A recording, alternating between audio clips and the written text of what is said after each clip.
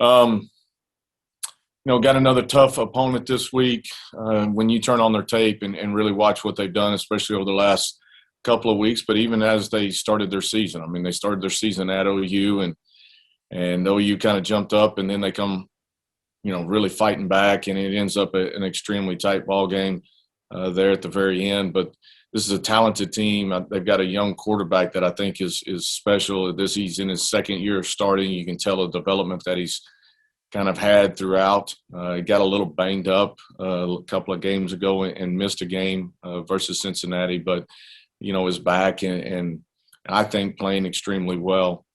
As far as last week, again, it's tough to talk about from one standpoint because I was really proud of our guys in the way that they played, how physical we were, all the effort and the attitude that we played with.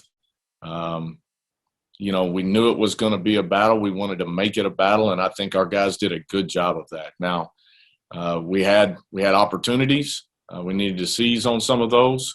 It comes down to a game of inches one way or another, and whatever that is, whether that's a play early in the game or a play late in the game, we had the opportunities to go and seize the moment. We've got to go get that part of it done. But you take nothing away from Cincinnati. I mean, they're an outstanding football team. They got a lot of talent on their team, but I'll take our guys and what they did and how they played, and we continue to play at that type of level. Good things are going to happen as we finish up this season. And so our focus now has to go on Tulane on the road again. It's a tough place to play. We've had our struggles there. We've had some good times there too. So we need to go down there with a good mindset, a good attitude, and really approach the game in a similar fashion. And we've got to turn those battles into wins, and that's where I think our focus and our mainstay is right now. I thought there was a lot of good individual efforts, but more importantly, I thought our team effort on Saturday was at a really high level, and very proud of our guys for that part. All right, questions for Coach. Coach, you talked quite a bit about consistency through the year. One would think that if you go and play like you did last week against Cincinnati, that would bode well. How do you get your guys, to put that behind them and play at Tulane much the way they did last week against Cincinnati?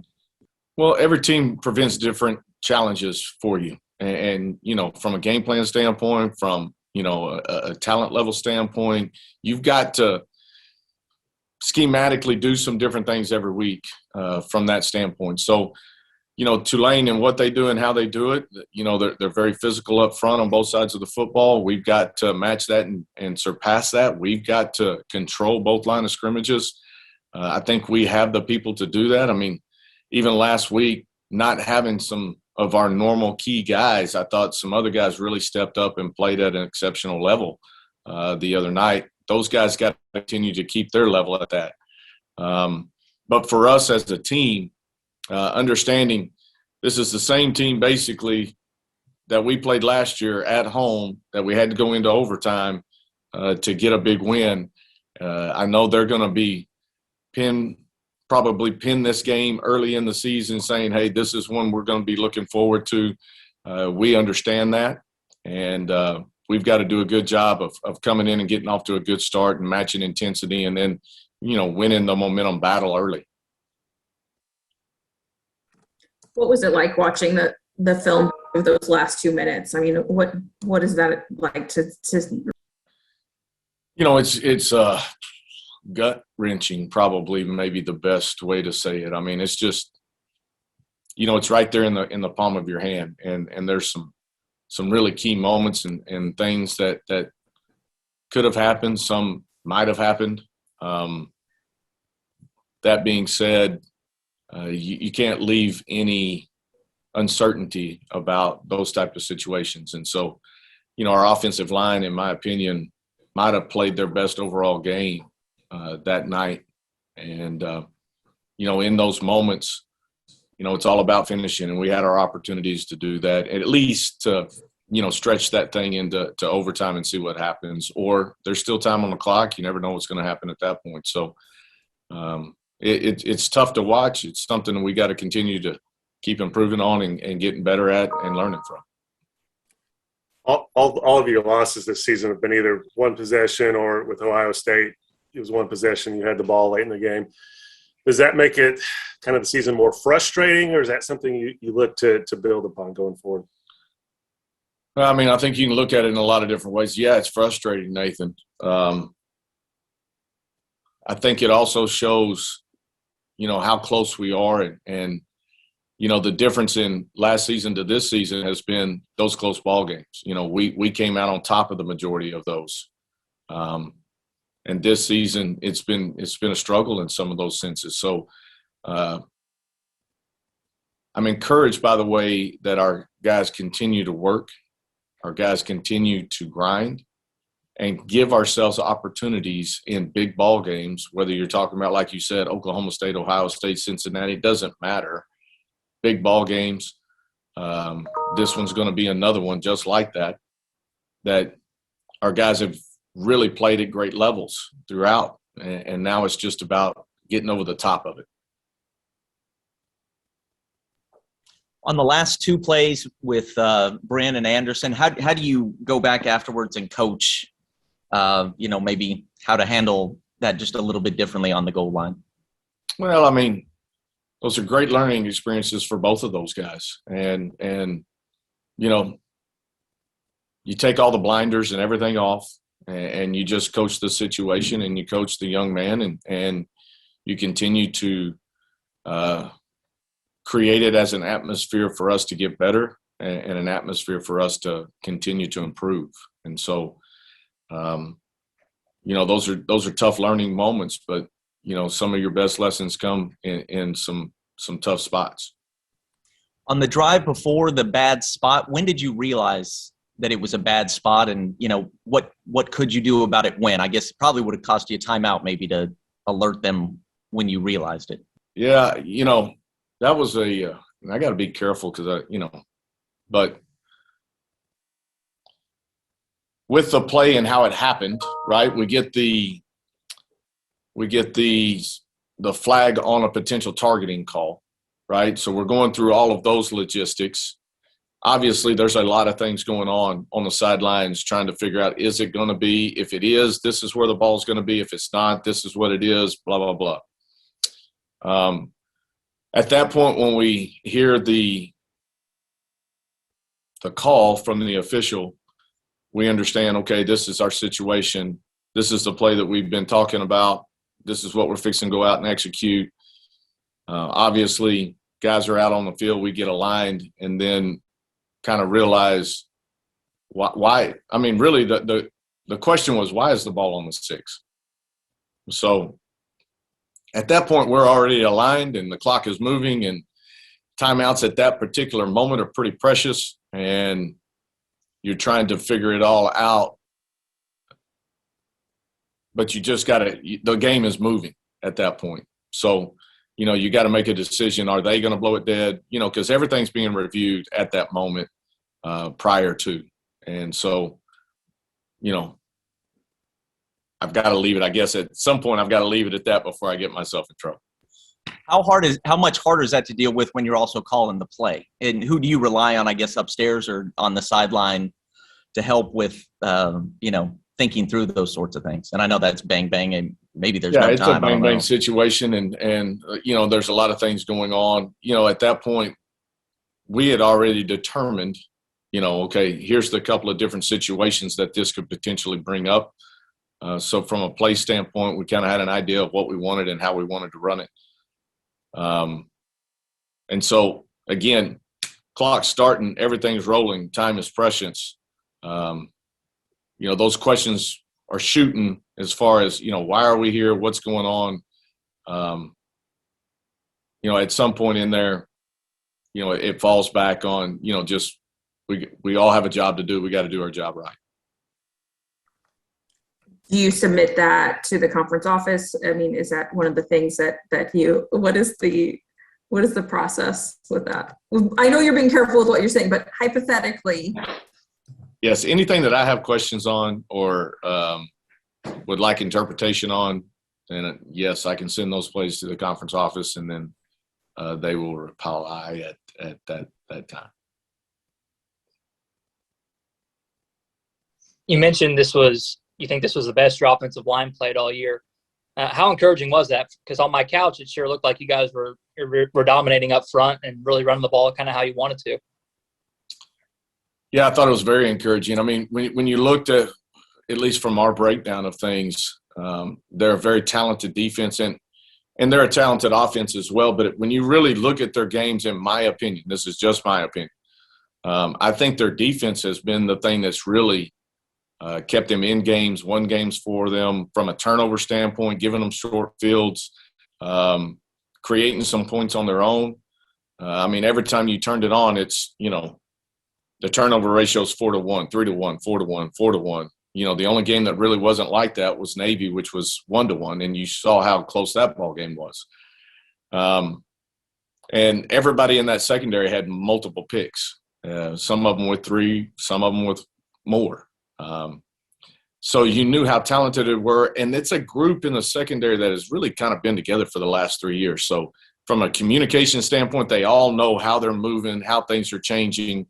And so we knew there was going to be challenges from that standpoint. I thought we did some good things throughout the game, especially late throwing the football.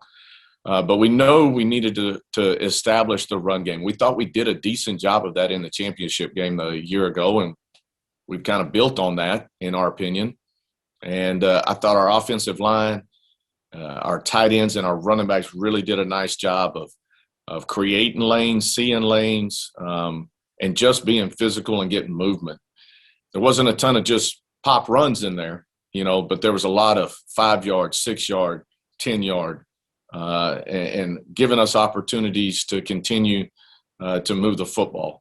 I thought we did a good job of using tempo to our advantage, being able to slow some things down, speed some things up, and create an advantage for us in that sense. I don't want this all to be about Cincinnati. I'll ask this one question. You've seen them, you've seen Ohio State, you've seen OSU, you got another ranking coming out tonight. Now that you've played them, do you think that the Cincinnati team deserves more respect from the ranking committee, I guess? I think they're a very talented team. And we've played some really talented teams up to this point. Where do they fall in the pecking order? I mean, I don't know that I want to go out on that limb myself. But I know they deserve to be up there in the rankings. At what level and where, I'll let somebody else decide that. But I will tell you, they're all different. Ohio State can really scare you from a lot of different ways. Same thing with Oklahoma State, but especially Oklahoma State this year. I said it after the game. I mean, their defense was tremendous versus us, and they've shown that, I think, throughout the year. Offensively, they've adjusted and done some good things, but I think defensively is where it stands for Oklahoma State. I think Ohio State's got a lot of weapons offensively, and they've got some guys defensively, obviously, that can play, but they were maybe not as sound as some of the other teams that we played defensively. You look at Cincinnati, I think they're really good defensively, and I think offensively they've got weapons, but I think they're not as explosive as maybe they've been in the past offensively. And I think that's as fair as I can say. You guys obviously have 3 games left. You need to win all 3 to get to 500, become bowl eligible. Do you talk about that, use that as a motivator with your team, with your players? We talked about it right after the game, and we talked about it Sunday in our team meeting. We talked about the overall part of it. But from this point moving forward, this will all be about Tulane going 1-0 this week. And that's got to be our focus, because nothing happens without that. So we'll be locked in on just what we've got to do versus Tulane, which is a good football team. Throw the record part of it out. You look at them on tape, I promise you're going to see it. So we've got to do a good job, and we know, like I said earlier, going to their place is a tough place to play, and I know they'll be fired up for us to be there. All right. Any more questions for Coach? Yeah, so I know you watch film on them from this season, but how much do you go back and watch the film from last season? And if you do, how fun is that to get to do? Well, the last of it's real fun to do, but the first of it wasn't much fun. We lost Zach like 12 or 15 plays in. Ethan, we lose him. We lose Seth pretty quick. I mean, all of those things were not fun to watch, but the end of it was. That being said, yeah, you always go back and look. Now, they've got some things that are differently. Obviously, their defensive coordinator's not there anymore. They've got a new defensive coordinator, but he was on the staff 2 years ago, left 1 year, went to Duke, and now is back and coordinating it. So you can see some similarities. Obviously, he's added his own twist to some things and changed some things from that standpoint. So, but you're going to go back from a personnel standpoint. There's a lot of those guys back and being able to evaluate that, what you did good, what you did bad, and try to learn from it. All right, any more questions? Yeah, let me ask you about red zone, Philip. I think it's 14 touchdowns and 32 trips. And, against Cincinnati, a bunch of times inside the 30. You mentioned the offensive line may be playing its best game. And so, it seems like that would bode well. But in this finishing stretch, the kind of thing that maybe would take your offense to another level would be being really good in the red zone. With where you guys are right now, what do you think would kind of get you over that hump? Well, obviously we got to continue to improve in that area. Things get stressed when you get down there. As far as, boxes get a little tighter. People are not really concerned about getting beat over the top. They don't have as much space to defend. And so you really got to be on point, and you've got to do some good things of trying to keep people off balance. That being said, you still got to lean on your run game when you get down there. You look at the teams that have been very successful in those areas. They do a good job being able to run the football and pick up yards and finding ways to do that. So we've got some guys up front that are really talented. We got some running backs that are talented. We got receivers that are talented. So it's finding that good mixture. And then just there's a flow to it. And there's been some games that we've been really good in that area. And then, there's been some games that we've struggled. I'm going to attribute some of that to us.